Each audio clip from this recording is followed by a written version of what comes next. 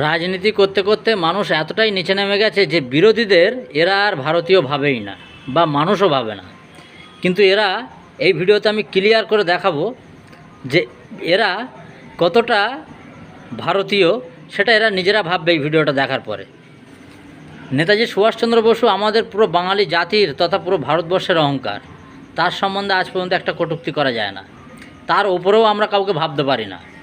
সেই নেতাজি সুভাষচন্দ্র বসুর মুখে এই ভক্তদের যে বাবা, যাকে এরা বাবা ভাবে, আইকন ভাবে, যা খুশি বলতে পারো, তার সম্বন্ধে নেতাজি সুভাষচন্দ্র বসু কী কথাগুলো বলে গেছে সেগুলো শুনে নেওয়া যাক।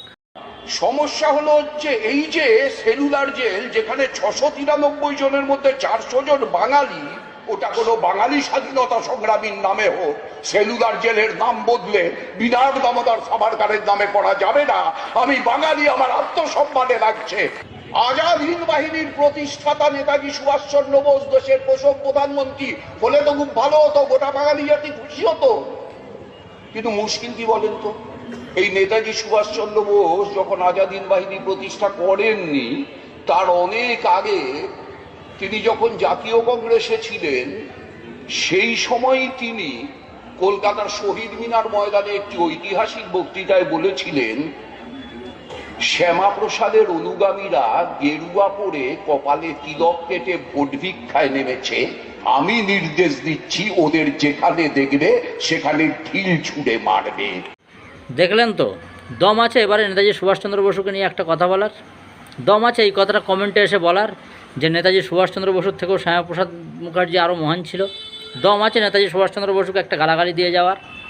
দম নেই। এখানে সবচেয়ে বড় প্রমাণ তোমরা হলো ফেক হিন্দুত্ববাদ, ফেক মানুষ। সেই ব্রিটিশ আমলেও এক ধরনের মানুষ এরকম ছিল, আজ হলো সেটা তোমরা। ব্রিটিশ আমলেও বিপ্লবীদের কিন্তু বিরুদ্ধে ওই ইংরেজদের হয়ে চাটুকারিতা করার বহু মানুষ ছিল যারা ইন্ডিয়ান ছিল। সেই সেম ক্যারেক্টার প্লে করছে এরা আজকের দিনে। কারণ এরা নিজেরাই বলতেই পারবে না যে শ্যামাপ্রসাদ মুখার্জি কোনো দিন নেতাজি সুভাষচন্দ্র বসুর ওপরে ছিল।